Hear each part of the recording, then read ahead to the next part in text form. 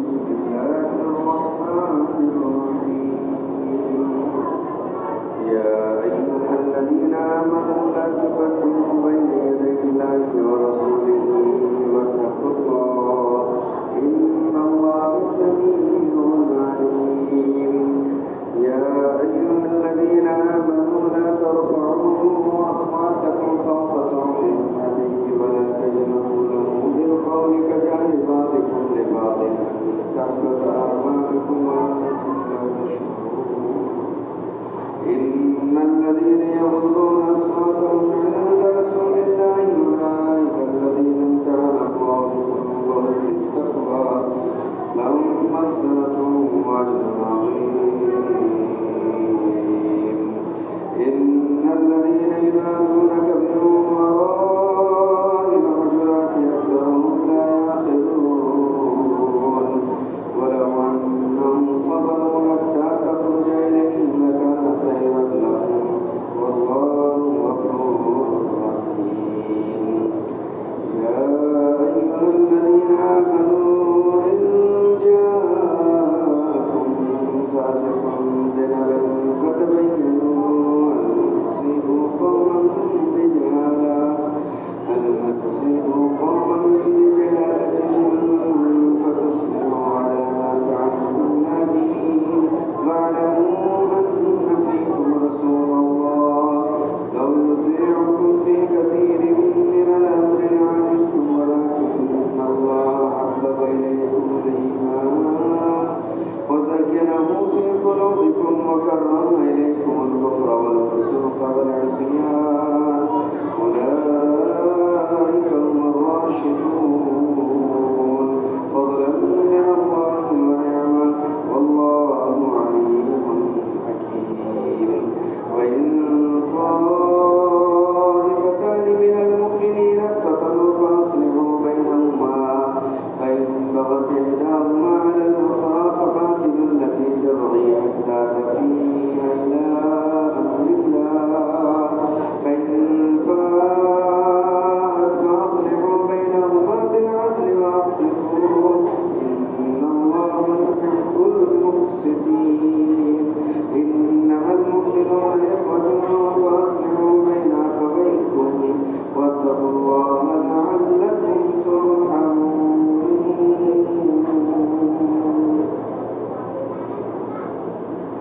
اے ایمان والو تم اللہ اور اس کے رسول کے سامنے ان کے آگے نہ بڑھو اور اللہ سے ڈرتے رہو بلا شبہ اللہ تعالیٰ سب کو سننے والا سب کو جاننے والا ہے. اے ایمان والو تم اپنی آوازوں کو نبی کی آوازوں کو بلند کرو اور ان سے ایسی بات نہ کرو کہ الحمدللہ جیسے تم ایک دوسرے سے بات کرتے ہو کہ ایسا نہ ہو کہ تمہارے اعمال ظاہر ہو جائے اور تمہیں پتہ نہ چل سکے. بلا شبہ وہ لوگ جو رسول اللہ کے سامنے اپنی آواز کو پست کر لیتے ہیں یہی وہ لوگ ہیں جن کے دلوں کا اللہ نے انتخاب تقوی کے لیے کر لیا ہے. ان کے لیے مغفرت ہے اور اجر عظیم ہے. وہ لوگ جو حجرے کے پیچھے سے پکار رہے ہیں ان میں اکثر نادان ہے.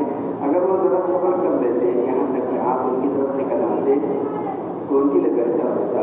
اللہ تعالیٰ بڑا فرمانے والا رحم فرمانے والا ہے. ایمان والو اگر تمہارے پاس کوئی فاسق شخص کسی خبر کو لے کر کے آئے تو اس کی تحقیق کر لو. ایسا نہ ہو کہ تم جہالت کی کسی قوم سے جا بھیڑو اور تمہیں مصیبتیں اٹھانی پڑے. جان لو کہ بلا شبہ تمہیں اللہ کے رسول ہے. اگر وہ تمہاری اطاعت کر لے بہت سے معاملات میں تو تم ہلاکت میں پڑ جاؤ. لیکن اللہ تعالیٰ نے تمہارے دلوں میں ایمان کو محبوب کر دیا ہے اور اسے سجا دیا ہے دلوں کی گہرائی میں اور ناپسند کر دیا ہے تمہارے دلوں میں. اللہ نے کفر کو فسق کو اور عصیان اور نافرمانی کو یہ وہی لوگ ہیں جو ہدایت پر ہے. اللہ کے فضل اور اس کی رحمت سے اللہ رب العزت خوب جاننے والا اور بڑی حکمت والا ہے. اور اگر دو جماعتیں مومنوں میں سے آپس میں لڑ پڑے تو تم ان کے درمیان میں صلح کرو. اگر ان میں سرکشی کرے کوئی ایک دوسرے پر تو سب مل کر کے ان سے لڑو یہاں تک کہ اللہ کا حکم پورا ہو جائے. پھر اگر وہ درست ہو جائے تو ان کے درمیان میں انصاف کے ساتھ صلح کر لو اور انصاف کے راستے کا خیال رکھو. بلا شبہ اللہ رب العزت انصاف کرنے والوں کو پسند فرماتا ہے. بلا شبہ مومنین آپس میں بھائی ہے. تمہیں چاہیے کہ اپنے بھائیوں کے درمیان صلح کرو. اللہ سے ڈرو تاکہ تم پر رحم کیا جائے. ذرا چھوٹے بچوں کو خاموش کر دیں، اوپر جو باتیں کر رہے ہیں. کوئی بڑے صاحب ذرا تھوڑا چھوٹے بچوں کو دیکھیں، یا تو ان کو نیچے آ جائیں، شور ہو رہا ہے.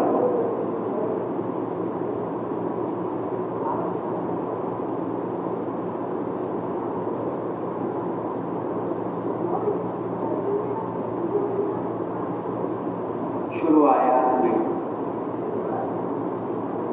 اللہ رب العزت کا ڈر اور تقوی سکھایا گیا اور سمجھایا گیا، اور اس کے بعد رسول اللہ صلی اللہ علیہ وسلم کی عظمت اور آپ کے آداب کا بیان ہوا، اور اس کے بعد صحابہ اکرام کی عظمت کے بیان کا سلسلہ چل پڑا، اور عامۃ المومنین کے معاملات اور ان کی معاشرت کا تذکرہ اب یہاں سے جاری ہوا.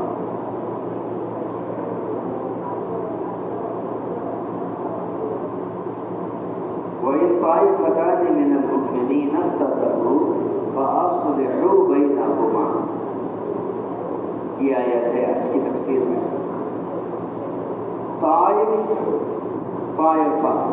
طائفہ کہتے ہیں جماعت، طائفہ کہتے ہیں جماعت،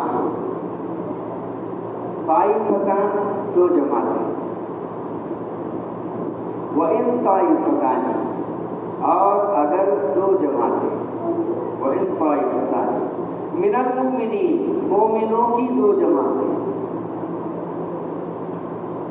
اقتتلوا اگر آپس میں قتال کرنے لگے، لڑنے لگے، بھیڑنے لگے، فَأَصْلِحُوا تو اصلاح کرو، بَيْنَهُمَا ان کے درمیان. فَإِن بَغَتْ إِحْدَاهُمَا عَلَى الْأُخْرَى دونوں میں سے ایک مان جائے دوسرا نہ مانے، وہ دوسری پر چڑھائی کرے. فَقَاتِلُوا الَّتِي تَبْغِي تو تم پھر اس ایک لڑنے والے کے خلاف سب ایک ہو جاؤ. حَتَّى تَفِيءَ إِلَىٰ أَمْرِ اللَّهِ یہاں تک کہ اللہ کا معاملہ پورا ہو جائے. فَإِن فَاءَتْ اگر معاملہ برابر ہو گیا، وہ بھی راضی ہو گیا نہ لڑنے پر، تو فَأَصْلِحُوا بَيْنَهُمَا بِالْعَدْلِ تو انصاف کے ساتھ ان کے درمیان پھر اصلاح کرو. صرف لڑائی ختم مت کرو، ان کے دلوں کو انصاف کرو. وَأَقْسِطُوا اور انصاف کا دھیان رکھو. یہ ہے آیت. آپ ذرا سنیے اور غور سے سمجھیے، چند باتیں بڑی ہیں.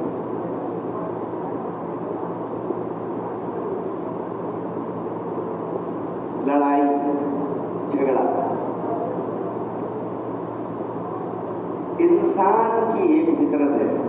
جس مٹی سے پیدا ہوا ہے اس مٹی میں اگرچہ عاجزی ہے.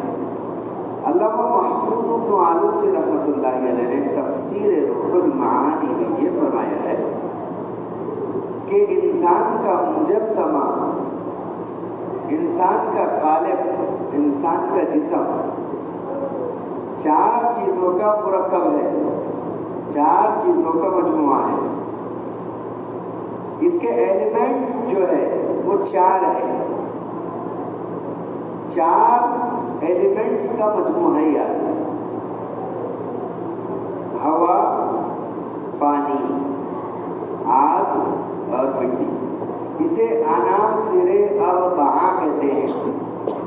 چار عناصر، چار عنصر، چار جوہر، چار جوہر. سائنس 5 ایلیمنٹس کہتا ہے، وہ کہتا ہے نہیں، اس میں پانچویں بھی چیز ہے. کیا پانچویں چیز ہے؟ وہ کہتے ہیں کہ اس میں آسمان بھی ہے لیکن ہمیں دکھائی نہیں دیتا، اس لیے ہم اس کو نہیں مانتے. اس لیے اسلام چار چیزوں کا قائل ہے. ایک انسان کے جسم میں چار اشیاء ہے. ہوا ہے، آگ ہے تبھی تو جلتا بھی ہے گلتا بھی ہے. پانی ہے، دیکھنے کی ضرورت نہیں. مٹی ہے، میل تو خود نکلتا ہے، چل جاؤ تو پتہ چلے گا کہ کیا ہے. یہ چار چیزیں ایسے ہیں جسے آئینہ دکھانے کی ضرورت. آسمان کو ثابت کرنے کے لیے جناب بہت آئینہ دکھانا پڑتا ہے. کہتے ہیں ہاتھ کنگن کو آرسے کی ضرورت نہیں. آرسا ہندی میں کہتے ہیں آئینے کو. ہاتھ میں اگر کنگن پہن لے تو اسے آئینے میں دیکھیں گے آپ کیسا دکھائی دے رہا ہے؟ کداچت نہیں، کبھی بھی نہیں، ایسے نہیں ہو سکتا. وہ تو آنکھ سے دیکھ لیں گے، آئینے کی ضرورت نہیں ہے. تو یہ مسل مشہور ہوئی، ہاتھ کنگن کو آرسے کی ضرورت نہیں ہے. ہاتھ کا کنگن آنکھ سے دکھائی دیتا ہے، دلیل کی ضرورت نہیں ہے، ریفرنس دینے کی، حوالہ دینے کی کوئی ضرورت نہیں ہے. یہ چار چیزیں مجموعہ ہیں انسان میں.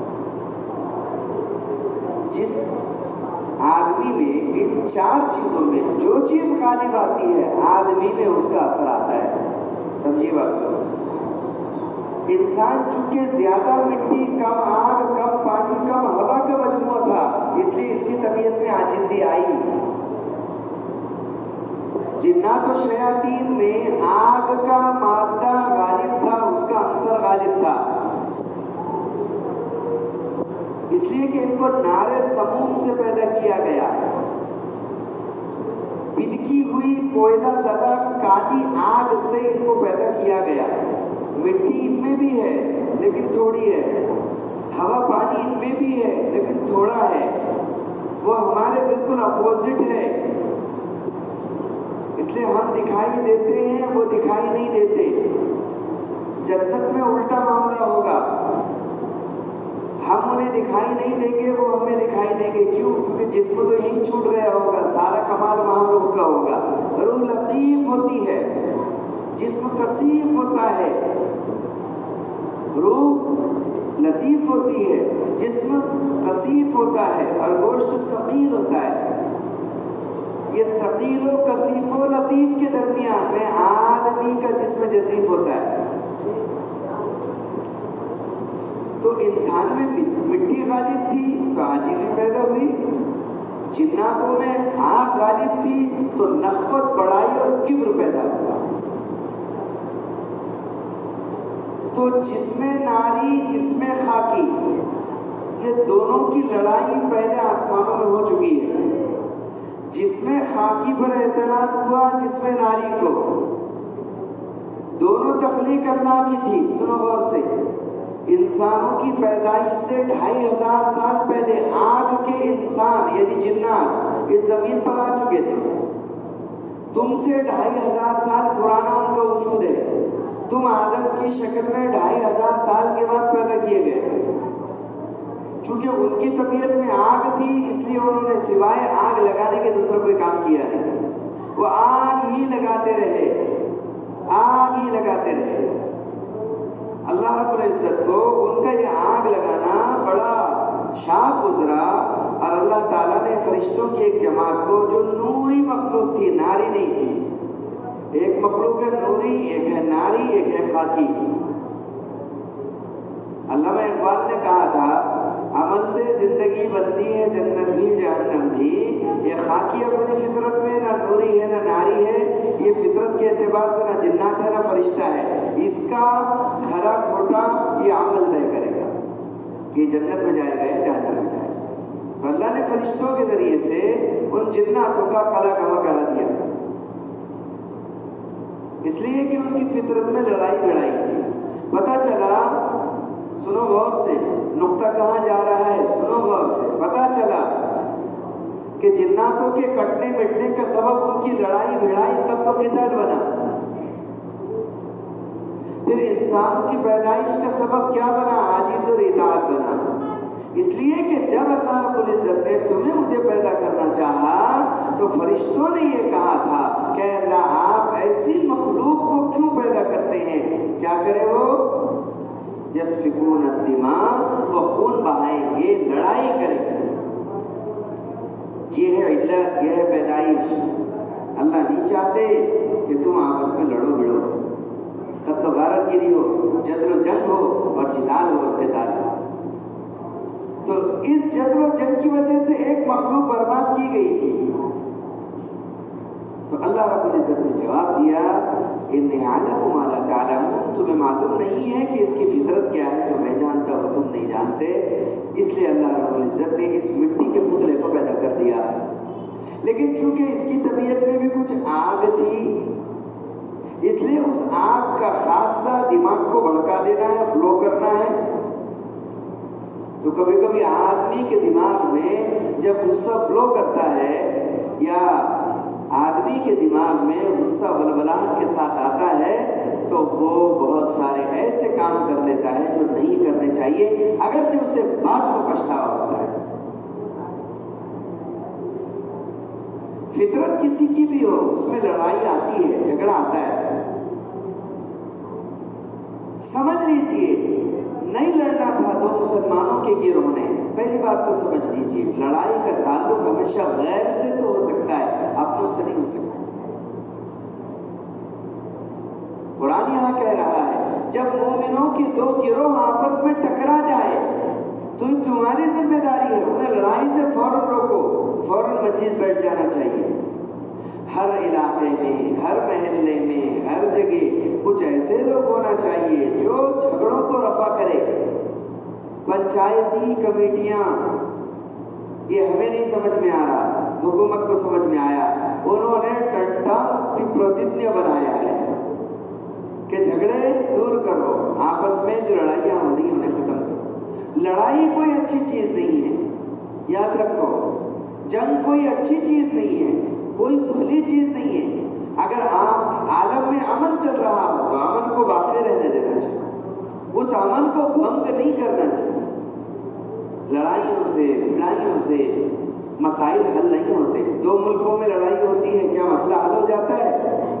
ایک ملک ویران ہو جاتا ہے، برباد ہو جاتا ہے۔ دیکھیے ابھی روس اور یوکرین کی جنگ چلی، خیر باطل بھی آپس میں لڑتا ہے، یہ نقشہ لیکن اللہ اس لیے بتاتے ہیں یوکرین اور روس کا۔ اللہ تعالیٰ یوکرین کو یہ بتلاتے ہیں عراق کی بربادی میں تم نے ایسے ہی کیریئر کریٹ کیا تھا نا، ایسا ہی اقدام تھا تمہارا عراق کو برباد کرنے میں۔ تم پہلے وہ تھے جنہوں نے رائے دی تھی نا کہ ہاں یہ برباد ہونا چاہیے، بہت اونچا اٹھ رہا ہے، پرواز اس کی ہو چکی ہے اونچی، اب پر کاٹ دیے جانے چاہیے۔ یاد رکھو انصاف کا چکر کال گھوم کر کے آتا ہے، تم بھی غفلت میں مت رہنا۔ غفلت کی زندگی نادانوں کی ہوتی ہے، ہمیشہ تیز سوچ رکھنا اور ہمیشہ تیار رہنا۔ اگرچہ ابھی جہاد زندہ نہیں ہے، آدمی کے اندرونی جذبے میں جہاد زندہ رہنا چاہیے۔ الجہاد ماضی میں یوم القیامہ، یہ لفظ سن کے ڈرنا مت، یہ لفظ بڑا اچھا ہے، اس کا استعمال لوگوں نے غلط کیا ہے۔ اب جو یوکرین کے ساتھ ہوا، روس کی طرف سے ہوا، تو اس نے وہ درد دیکھا جو درد کبھی عراق کے بچوں کو ملا، ان کی بوڑھی ماؤں کو ملا، وہاں بسنے والے بود و باش کرنے والے انسانوں کو ملا، وہ درد جو کبھی چچنیا کو ملا، کبھی بوسنیا کو ملا، کبھی نجف کو ملا، وہ درد جو انہوں نے اپنی گھاٹیوں میں دیکھا تھا۔ کوئی نیا تیر بناتا تھا، کھوپڑیاں ان کی آزماتا تھا، کوئی نئی بندوق کی گولی بناتا تھا، کھوپڑیاں ان کی اڑاتا تھا، کوئی نئی تلوار بناتا تھا، گردنیں ان کی آزماتا تھا، کوئی نیا بم بناتا تھا، ملک ان کے داغتا تھا۔ تو یہ چکر کال ہے، گھوم کر کے ظالموں پر ضرور آئے گا۔ اللہ نے ہر ایک کے انتظام کا اہتمام کر رکھا ہے۔ روس کی بڑی حکومت تھی، وہ ٹوٹ گئی، بکھر گئی، اب یہ یوکرین ہے، یہ سب مال پر لڑنے والے ہیں، یہ سب حکومتوں کے لیے، عہدوں کے لیے، گدیوں کے لیے، آج نہیں آگے بھی لڑیں گے۔ اور آخری جو تھرڈ وار ہوگا، جو تیسری عالمی جو جنگ ہوگی، وہ گیس کے خزانوں پر اور سونے کے خزانوں پر ہی ہوگی، پلاٹینم پر ہوگی، گیس جو زمین سے نکلے گی اس پر ہی ہوگی، اور سونوں کے ذخیرے پر ہی ہوگی۔ سرور انبیاء علیہ السلام نے فرما دیا تھا کہ ایسا ہوگا، اس پر ساری دنیا آپس میں جنگ کرے گی، جنگ اس پر ہوگی۔ صرف ایک واحد مسلمان ہے جو اللہ کے دین کے غلبے کے لیے کسی سے دشمنی رکھتا ہے، اس کا کوئی منشا اس کے علاوہ نہیں ہے، وہ کسی انسان سے ذاتی دشمنی نہیں رکھتا، وہ اللہ کے دشمنوں کو اپنا دشمن مانتا ہے، وہ سماجک اساماجک تتووں کو، سماج کے دشمنوں کو اپنا دشمن مانتا ہے۔ مسلمان تو سارے دنیا میں ایسا امن قائم کرنے آیا ہے جس امن کے بعد آدمی آدمی اشانتی کیا چیزیں بھول جاتا ہے، شانتتا کے ساتھ جینا شروع کر دیتا ہے۔ ایک روزہ دار کو یہ سکھایا گیا ہے کہ تم تو کبھی کسی سے الجھو ہی مت، اور اللہ کا فضل ہے روزہ دار روزہ دار کو کبھی الجھنے نہیں دیتا۔ مد مقابل اگر الجھ جاتا ہے تو روزہ دار کو یہ حکم ہے کہ تم اسے یہ کہو مجھے روزہ ہے، میری شان نہیں کہ میں تم سے لڑوں۔ وہ پھر بھی ہاں بیل مجھے مار، ہاں بیل مجھے مار، ہاں بیل مجھے مار، پھر بھی وہ تل ہی جائے، وہ زخم پر زخم تمہیں دیے جائے، اب تم پر پل پڑے مارنے اور دھاڑنے کے لیے، تو پھر کیا کہا کہ جب جان پر آئی گئی ہے تو اپنے نفس کو یوں خطاب کر کے کہے اے نفس اب تیرا روزہ ہے، اور بڑھ جاؤ۔ شریعت نے گنجائش دی ہے، السن بالسن، کوئی تمہارا دانت توڑے، دانت توڑو، بالکل توڑو۔ یہ کیا بات ہوئی؟ ہمارا دین ایسا بھی نہیں ہے ادھر کے گال پر مارا تو ایک بھائی ادھر مار کر بیلنس برابر کر دے، کیوں کھائیں گے؟ کیا مطلب آ رہا ہے؟ کیوں مار کھائیں گے؟ مظلومیت کا جینا ہمارے حق میں نہیں ہے، ظالم کا ظلم برداشت کرنا بھی ظلم کی ایک بڑی قسم ہے نا۔ ادھر کے گال پر مارا تو ادھر کا گال دے، تو یہ نہیں ہے تم امداد دو دوسرے مسلمانوں کی، تم قوی لوگوں کی امداد دو، بدلہ لینے کی اجازت ہے، ہمارا اسلام بدلہ دلاتا ہے، ایسا نہیں ہے کہ بدلے کی اجازت نہیں ہے۔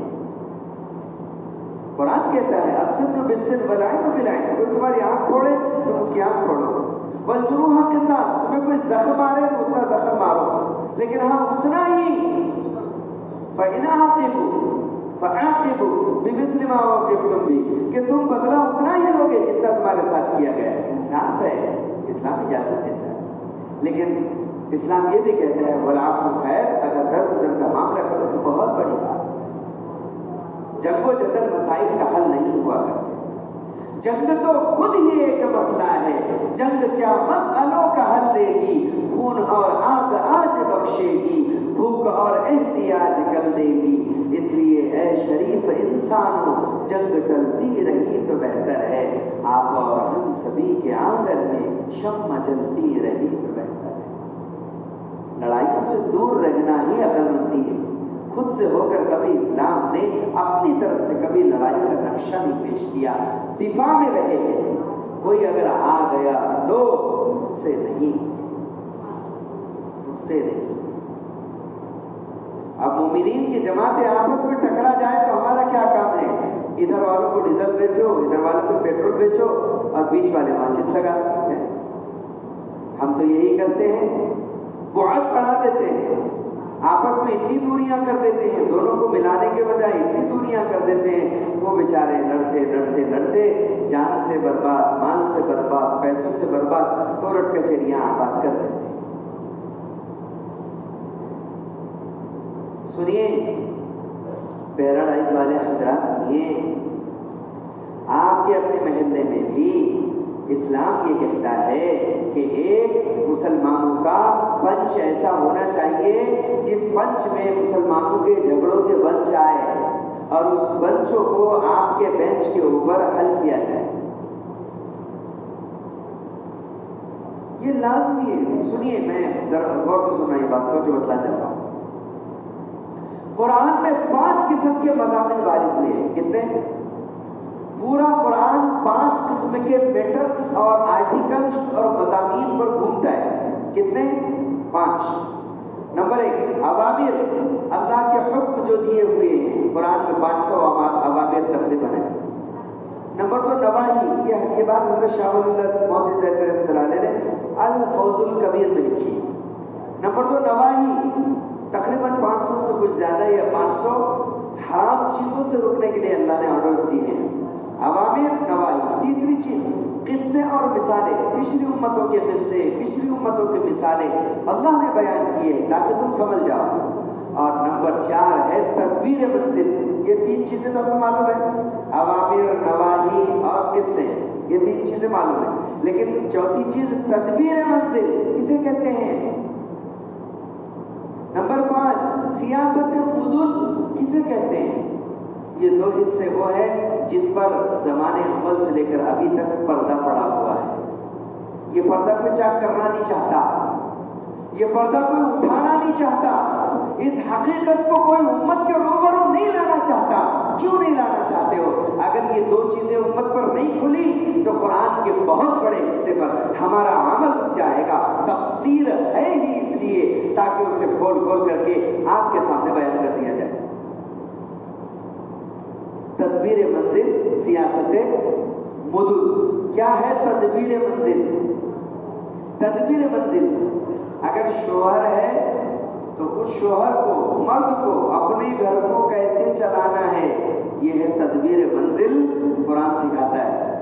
محلے کا مکھیا ہے، مکھڈ ہے، سمجھدار آدمی ہے، تو اس محلے میں کیا کیا قائم کرنا پڑے گا کہ سارا محلہ امن میں رہے، ورنہ ایک آدمی پورے محلے کو پریشان کر دے، یہ کیا عقل مندی کی بات ہے، اور کوئی اسے روکنے ٹوکنے والا نہ ہو. تدبیر منزل نہیں سکھایا ابھی تک،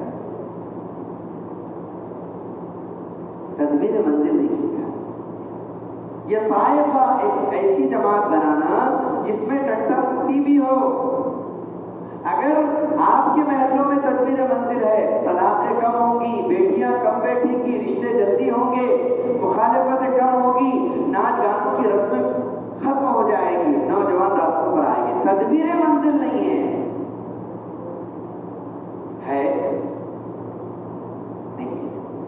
ہے سر؟ اگر تدبیر منزل ہوتی تو صرف آدمی گھر کو نہیں سوچتا. آپ سوچتے ہیں اپنا فیوچر، اپنے بچوں کا فیوچر، ان کے بچوں کا فیوچر. آپ سوچتے ہیں اپنی روٹی، اپنے بچوں کی روٹی، ان کے بچوں کی روٹی. آپ سوچتے ہیں اپنی ذات کو، اپنے بچوں کی ذات کو، ان کے بچوں کی ذات کو. یہی تو ہے. اس کے علاوہ کیا سوچیں آپ؟ اس کے علاوہ کیا سوچیں؟ کوئی سوچ نہیں. تو پڑوس کے لیے کیا سوچ ہے؟ اس سے بازو والوں کے، اس کے بازو والے کے لیے کیا سوچ ہے؟ صرف ان کے لقموں کا انتظام، یہی سوچ ہے. ہم گر گئے اصل میں.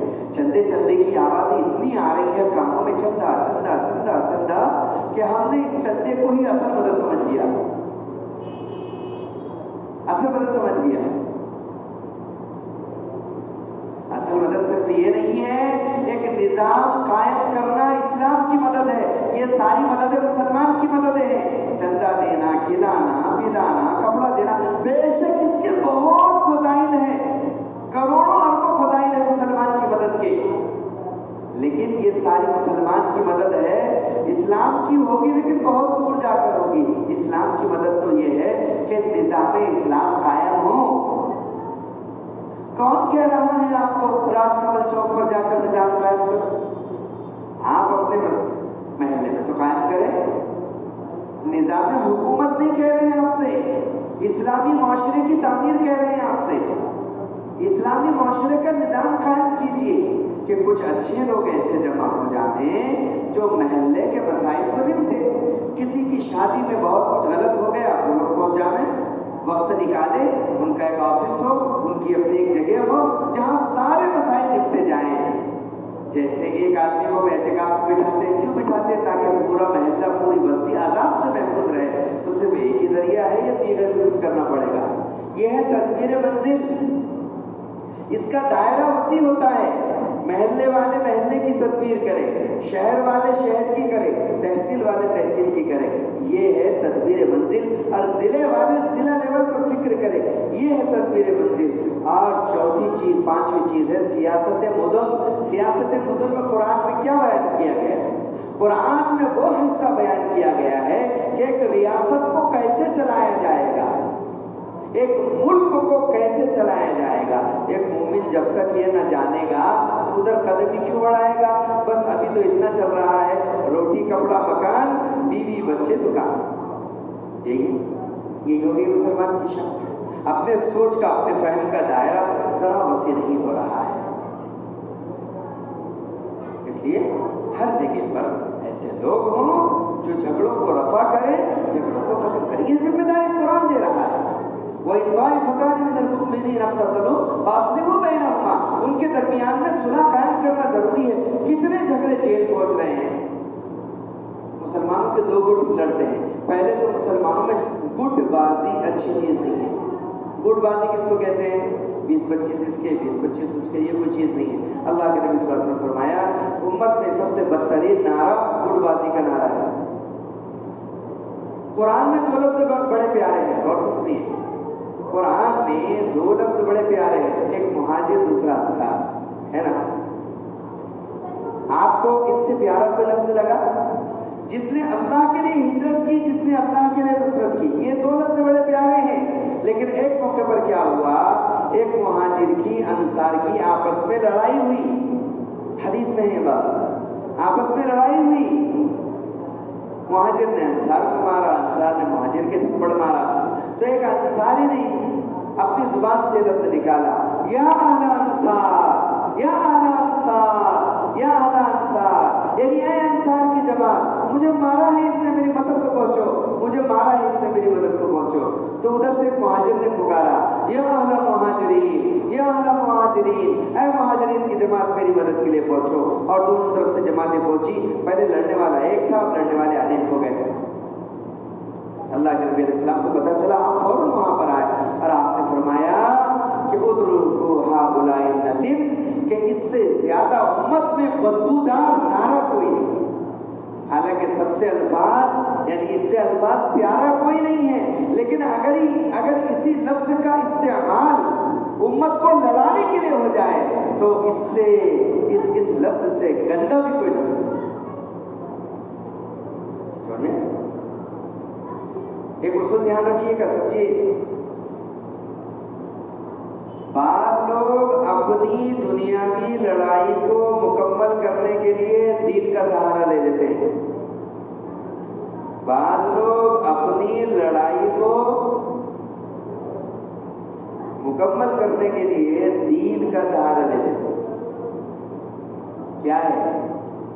اقبال کی ایک بات سنیے، اقبال کی بات سنیے، اس کو لکھیے، اپنے بچوں کو بتائیے گا، یہ درس ان بچوں کو سمجھائیے گا، اور دن رات اس بات کو یاد رکھیے گا۔ اقبال نے کہا تھا،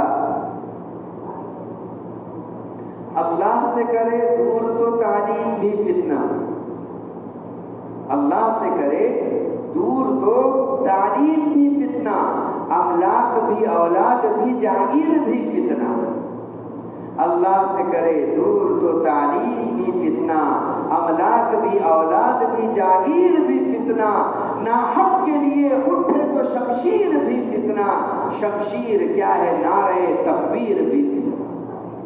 اگر کوئی امت کو لڑانے کے لیے نعرے تکبیر کا سہارا لیتا ہے تو اس کی نعرے تکبیر بھی اسے جہنم میں لے جائے گی۔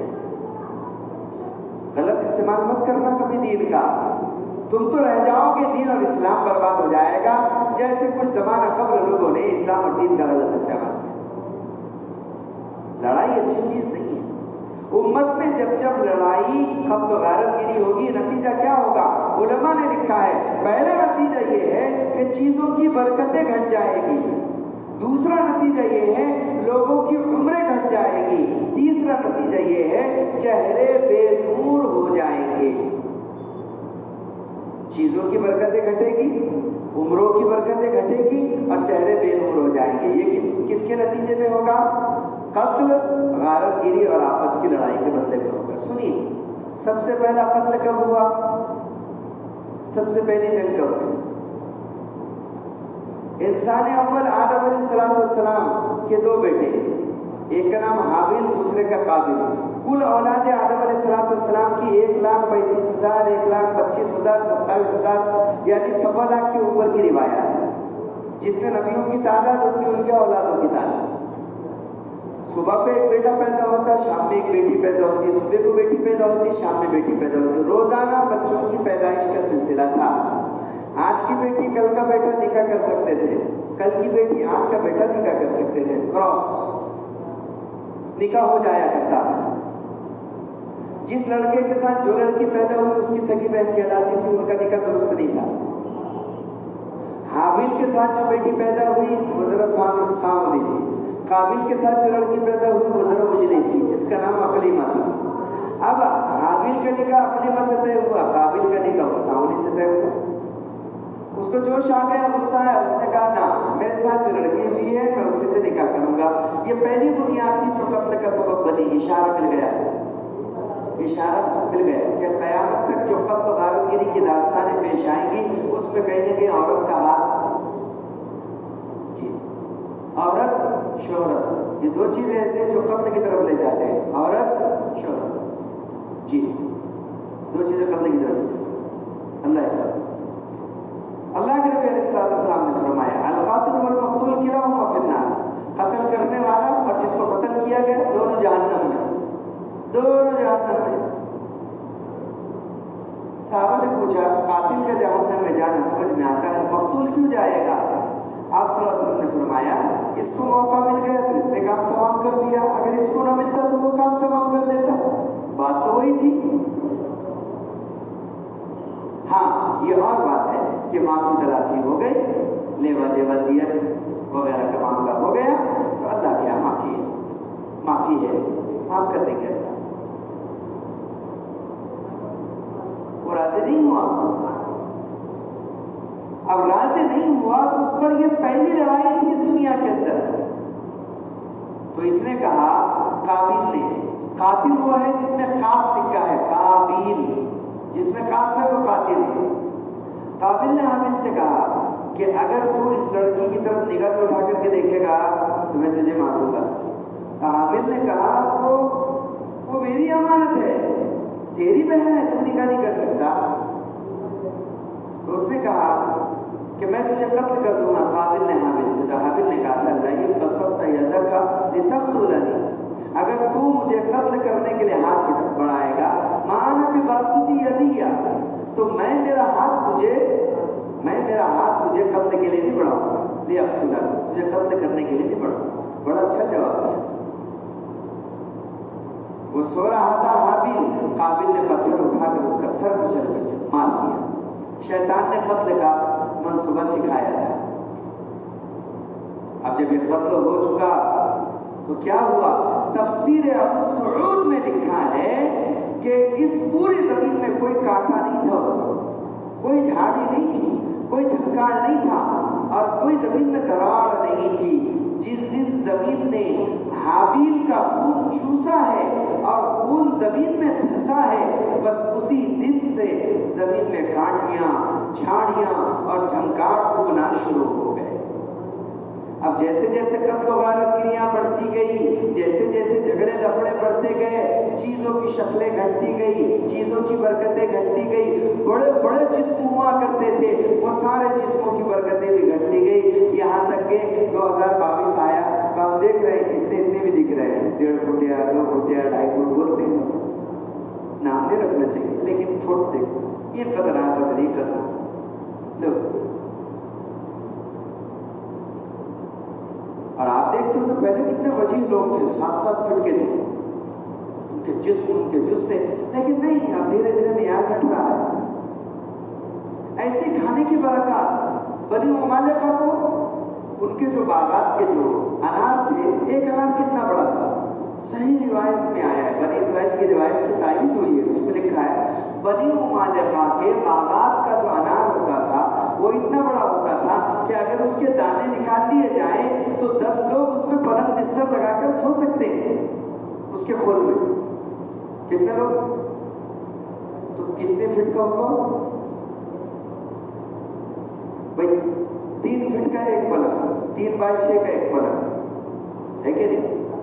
تو 3 5 15، 3 5 15 ایسے اپن آگے پیچھے لگاؤ تو 15 کتنے ہو گئے ہے نا؟ عورت شورت اس کی گولائی کتنی ہوگی؟ 30 کی ہوگی نا؟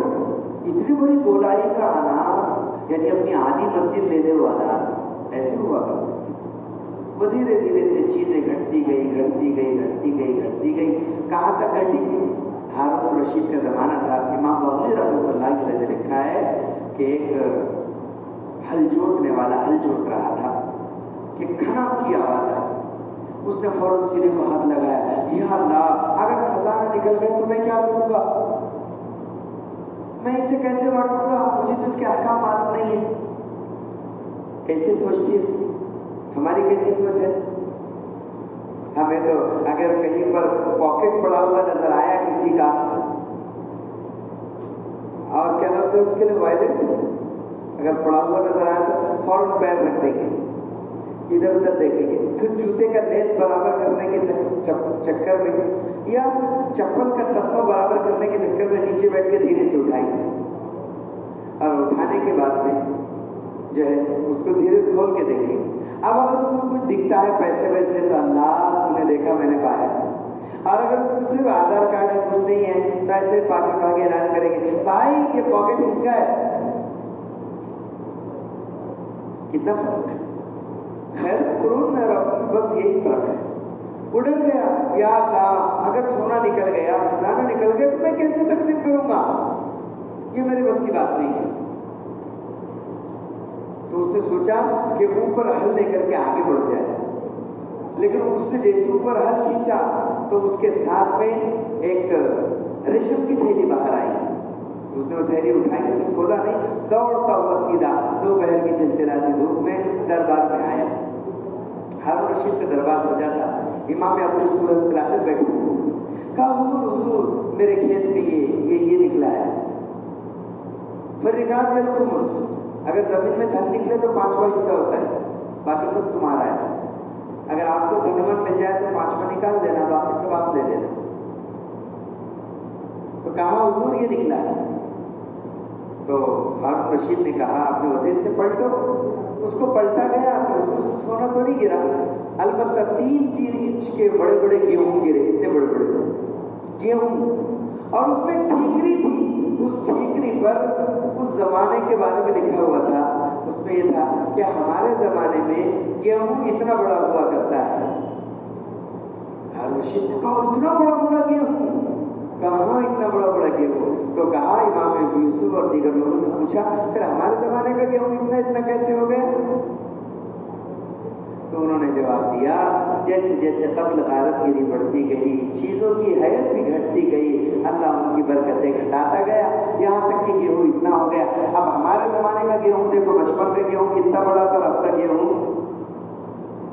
कहीं ऐसा ना हो। अब तो एक ये छत्तीसगढ़ में गेहूं और चावल आता है, बड़ा छोटा, खसखस से थोड़ा सा बड़ा, उसका नाम है खेड़े मेड़े। कितना छोटा। लड़ाइयों और झगड़ों से चीजों की बरकत खत्म हो जाती, अशिया की बरकत खत्म हो जाती। इसलिए मोमिनीन को कुरान ये समझाता है, ये सिखाता है, ये बतलाता है कि तुम्हारी जिम्मेदारी क्या है जब दो लोग आपस में लड़े। कल इसकी तफसील जो बाकी है वो तफसील से समझाऊंगा कि मोमिनीन में अगर लड़ने वाले सहाबा हो तो कैसा है, जिसको मुशाजराते सहाबा है। चूँकि मौजू ज़रा थोड़ा सा सेंसिटिव है, नाजुक है, नज़ाकत का हामिल है, इसलिए कल शुरू से उसको समझाना पड़ेगा। तो कल वो मौजू इंशाअल्लाह मुशाजराते सहाबा से मुताल्लिक़ कल इंशाअल्लाह आपके साथ रखेंगे।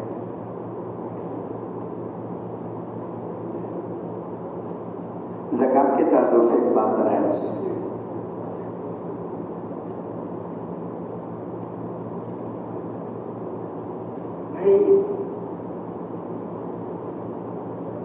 ज़कात किन लोगों को देना चाहिए, किन लोगों को नहीं देना चाहिए, ये मसला बताने से पहले एक अहम बात सुन लीजिए। ज़कात आपको हर हाल में निकालना है और निकाल करके मुस्तहिक़ को देना है, ये दो बातें तय है। अल्लाह ताला कुरान में फरमा रहा है अल्लज़ीना यकनिज़ूना अज़-ज़हब वल-फ़िद्दत वला युनफ़िक़ूनहा फ़ी सबीलिल्लाह, वो लोग जो सोना चांदी माल और दौलत जमा करके रखते, सवाल है, जमा करके रखते हैं और उसे अल्लाह के रास्ते में खर्च नहीं करते, तो फ़तुक़्वा बिहा जिबाहुहुम व जुनूबुहुम व ज़ुहूरुहुम हाज़ा मा कनज़्तुम लिअन्फ़ुसिकुम फ़ज़ूक़ू मा कुन्तुम तकनिज़ून।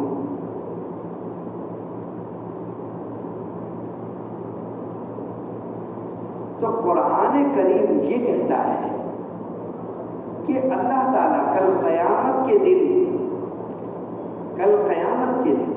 तुम्हारे सारे मालों को दोबारा हाजिर करेगा और उसे जहन्नम की तख्तियों पर रखकर पिघलाया जाएगा और पेशानियों को दागा जाएगा, पहलुओं को दागा जाएगा।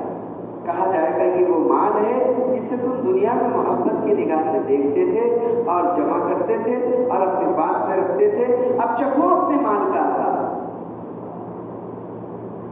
کیوں زکوٰۃ نہ نکال دے، اسے پاک کیوں نہ کر لے، کیوں جہنم تک ہم اسے اپنے ساتھ میں عذاب بنا کر کے لے جانا چاہتے ہیں؟ ایک روایت میں ہے اللہ اس کو ایک شکل دے گا، اس میں جان پیدا ہوگی، جس مال کی زکوٰۃ نہیں نکالی گئی اسے گنجا سانپ یعنی ڈراؤنا سانپ بنایا جائے گا، اور وہ منہ پر مسلط ہو جائے گا، زہر اگلے گا، اس زہر سے جسم ہمارا فنا ہوگا۔ کیوں ہم زکوٰۃ نہیں نکالتے؟ ہم سوچتے ہیں اتنے چیزوں کی زکوٰۃ کیسے نکالیں گے؟ بزرگوں، ہمیں بڑھتا ہوا مال نظر نہیں آ رہا ہے، صرف زکوٰۃ نظر آ رہی ہے۔ اگر 1 کروڑ میں اللہ تعالیٰ تم سے 2.5 کروڑ لے کر تمہارے غریب بھائیوں کو دیتے ہیں تو کیا لے رہے ہیں؟ اگر 40 روپئے میں سے کسی سے 1 روپیہ لیا گیا تو اس کے پاس کتنے بچے؟ بولیے، 39 روپئے اس کے پاس بچے ہیں، 39 روپئے اس کے پاس بچے۔ اور کیا چاہیے؟ ایک حصہ مانگا، 39 تمہیں دیے، 2.5% مانگا، باقی سارا کے سارا 82% تمہیں دے دیا۔ ساڑھے کتنا پرسنٹ آئے؟ 70 اور 50، تو وہ سب تمہیں دے دیا، اور کیا چاہیے؟ یاد رکھو، جن مالوں کی تم زکوٰۃ نکال لو گے ان مالوں کا محافظ اللہ بن جائے گا۔ کون بنے گا؟ اللہ بنے گا۔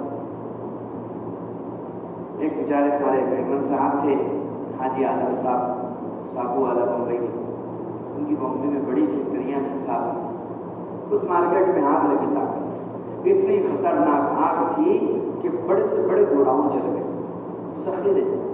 ان کو فون آ رہے ہیں آپ کے گوڈاؤن میں آگ لگ گئی ہے، سیکنڈوں میں مال پگھل جائے گا۔ صابن کا بڑا کاروبار تھا، انہوں نے جواب ہی دیا فون کر کے، نہیں انشاءاللہ ایسا کچھ نہیں ہے، خبر غلط ہے، تحقیق کرو۔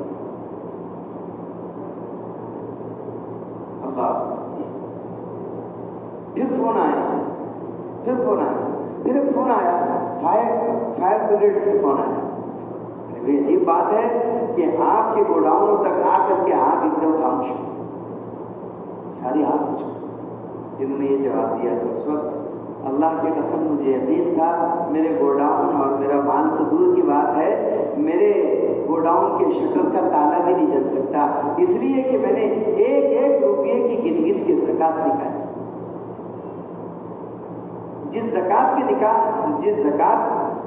جس مال کے زکوٰۃ کے نکالنے والے انسان ہو جاتے ہیں اس کی حفاظت کرنے والے رحمان ہو جاتے ہیں۔ زکوٰۃ نکالی، زکوٰۃ۔ اور سنیے، کس کو دیں گے؟ سوال بار بار 2-3 دن سے آ رہا ہے کہ رشتہ داروں میں کس کو دے سکتے ہیں؟ پہلے کون مستحق ہے؟ جواب، پہلا مستحق رشتہ دار، پہلا مستحق، سب سے زیادہ اگر کوئی مستحق ہے زکوٰۃ کا، پہلا تو کون؟ رشتہ دار، اس کے بعد دوسرے، اور سب سے پہلا شہر۔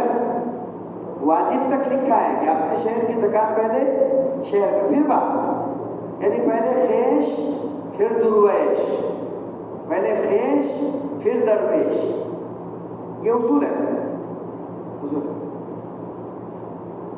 تو کس کو دینا کس کو نہیں دینا؟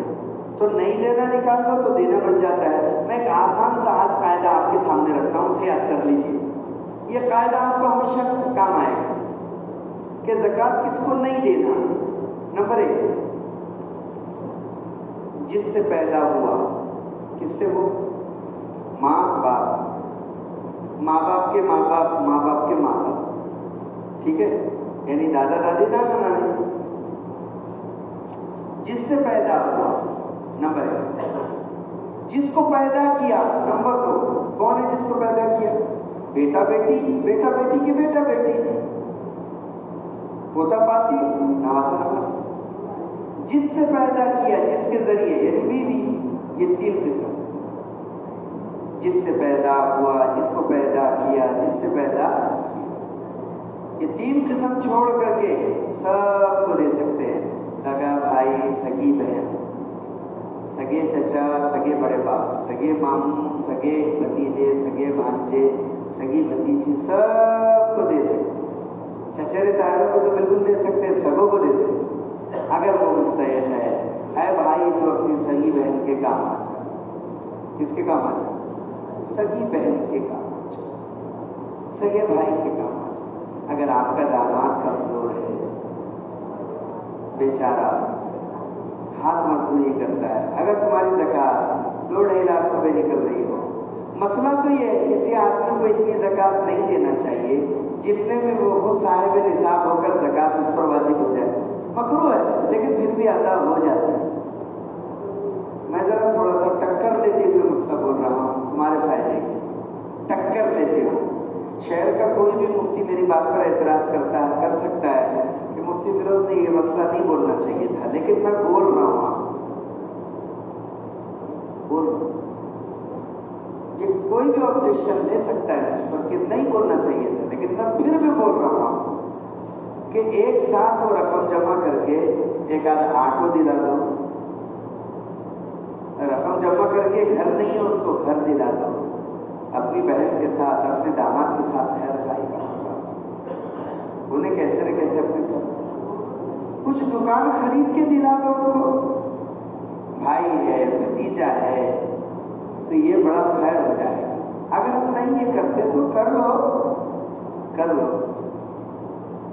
اب رہ گیا مسئلہ کہ ایک ساتھ کسی کو اتنی زکات دینا مکروہ ہے جس سے اس پر خود زکات واجب ہو جائے، تو وہ میں نمٹ لوں گا انشاءاللہ، وہ دیکھ لیں گے. لیکن ایسا کرو تو اچھا، اس سے رشتہ داری کا یہ سوال کل دیکھ لیں گے انشاءاللہ. میرا خیال ہے آج کے لیے اتنا کافی ہے. آج پیر کا دن ہے، کل اتوار کے آپ تھکے سے، کل منگل ہے، منگل کے دن انشاءاللہ. سبحان اللہ و بحمدہ، سبحانک اللہم و بحمدک، نشہد ان لا الہ الا انت، سبحان ربک رب العزۃ، سلام علی المرسلین.